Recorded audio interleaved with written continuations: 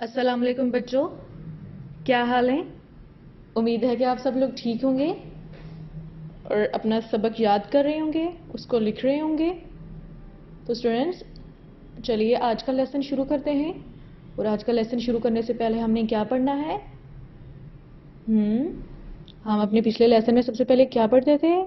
Very good. सबसे पहले हमने अपने सबक का आगाज़ ताऊस और तस्मिया के साथ करना है। और आप लोग को पता है ताऊस और तस्मिया के बाद हमें सबक जल्दी याद हो जाता है, हम शैतान से दूर रहते हैं और अपना काम जल्दी से करते हैं। तो आप लोगों ने भी अपना हर काम शुरू करने से पहले सबसे पहले बिस्मिल्लाह पढ़ना है, ताऊस और तस्मिया आपने पढ़ना है। ओके स्टूडेंट, तो हम ताऊस और तस्मिया को पढ़ते हैं। ताऊस, औज़ु बिल्लाह मिनश शैतानिर रजीम। तस्मिया, बिस्मिल्लाहिर रहमानिर रहीम। तो उसके बाद हम सबक शुरू करने से पहले की दुआ पढ़ते हैं। दुआ for increase in knowledge. Rabi, very good, rabi ज़िदनी इल्मा। Rabi ज़िदनी इल्मा।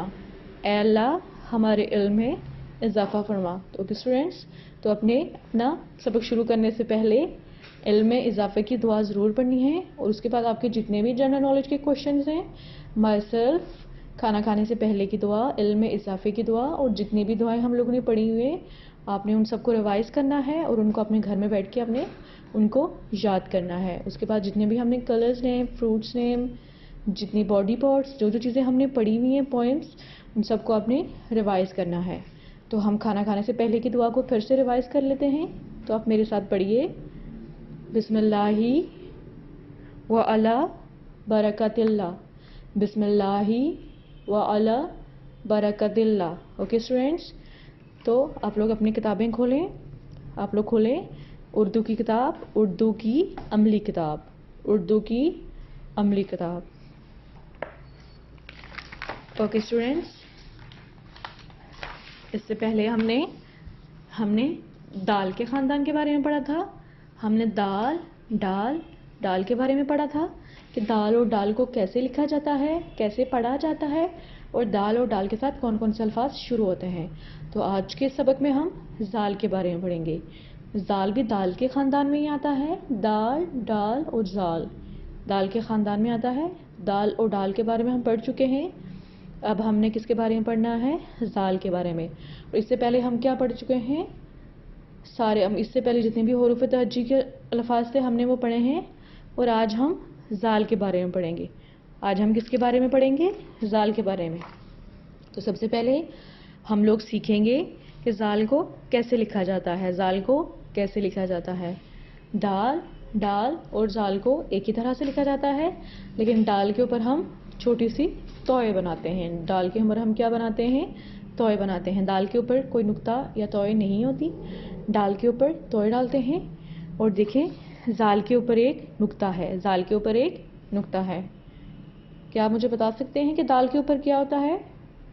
Very good, दाल के ऊपर कुछ नहीं होता। दाल के ऊपर एक तोय होती है और जाल के ऊपर एक नुक्ता होता है। डाल और जाल को एक ही तरह लिखा जाता है, सिर्फ उनके ऊपर डाल के ऊपर तोय डाली जाती है और जाल के ऊपर एक नुक्ता होता है। तो आए मैं आपको लिख के दिखाती हूँ कि जाल को कैसे लिखा जाता है। जैसे हमने इंग्लिश में सीखा था राइट और लेफ्ट कर्व के बारे में, कि राइट और लेफ्ट कर्व कैसे डालते हैं, तो बिल्कुल सेम इसी तरह हमने एक राइट कर्व डालना है। एक राइट कर्व डालना है और उसके ऊपर हमने नुक्ता लगाना है। हमने क्या करना है? एक राइट कर्व लगाना है, एक सीधा एक दायां कर्व डालना है।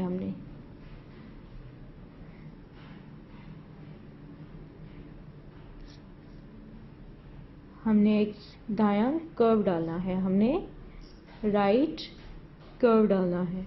हमने राइट कर्व डालना है।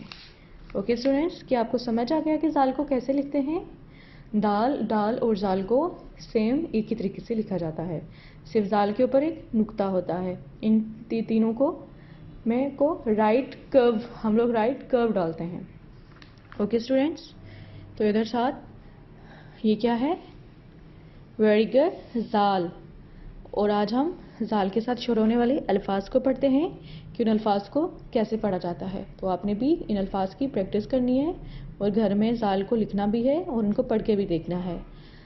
जाल ज ज़हीरा, जाल ज ज़हीरा, जाल ज जायका, जाल ज जायका, जाल ज ज़रात, जाल ज ज़हीरा, जाल ज जायका, जाल ज ज़रात। हम फिर से एक दफ़ा फिर पढ़ते हैं। जाल ज ज़हीरा, जाल ज ज़रात, जाल ज जायका। इससे पहले हमने किसके बारे में पढ़ा था? इससे पहले हमने दाल के बारे में पढ़ा था। दाल का ख़ानदान हमने पढ़ा था। दाल हमने लिखा था कि दाल को कैसे लिखते हैं, हमने लिखना सीखा था। फिर दाल के साथ शुरू होने वाले हमने अल्फाज पढ़े थे कि दाल के साथ कौन कौन से अल्फाज शुरू होते हैं। उसके बाद हमने दाल के बारे में पढ़ा था कि दाल को कैसे लिखा जाता है। दाल के साथ शुरू होने वाले अल्फाज के बारे में पढ़ा था। आज हमने किसके बारे में पढ़ा है? जाल के बारे में। हमने जाल के बारे में दाल, डाल और जाल को एक ही तरीके से लिखा जाता है। राइट कर्व डाला जाता है। दाल के ऊपर कोई नुक्ता नहीं होता, ना तोय होती है। दाल के ऊपर हम तोय डालते हैं और जाल के ऊपर हम एक नुक्ता डालते हैं। तो आपने दाल, डाल, जाल को लिखना सीखना है। जैसे बे, पे, ते, टे और से को एक ही तरीके से लिखा जाता है, लेकिन उनके नुक्ते अलग लिखे जाते हैं। जैसे बे के नीचे एक नुक्ता होता है, बे, पे, ते, टे, से को भी सेम लिखा जाता है। तो आपने इन सब हरूफ को लिखना सीखना भी है। आपने याद भी रखना है कि इनके नीचे ऊपर कितने नुक्ते होते हैं, और आपने इनके साथ शुरू होने वाले अल्फाज को भी पढ़ना है। ओके स्टूडेंट्स, मुझे उम्मीद है कि आप लोग को आज का सबक समझ आया होगा। फिर आप लोग इसकी प्रैक्टिस भी करना है। Okay students, stay safe, stay home. अल्लाह हाफिज़।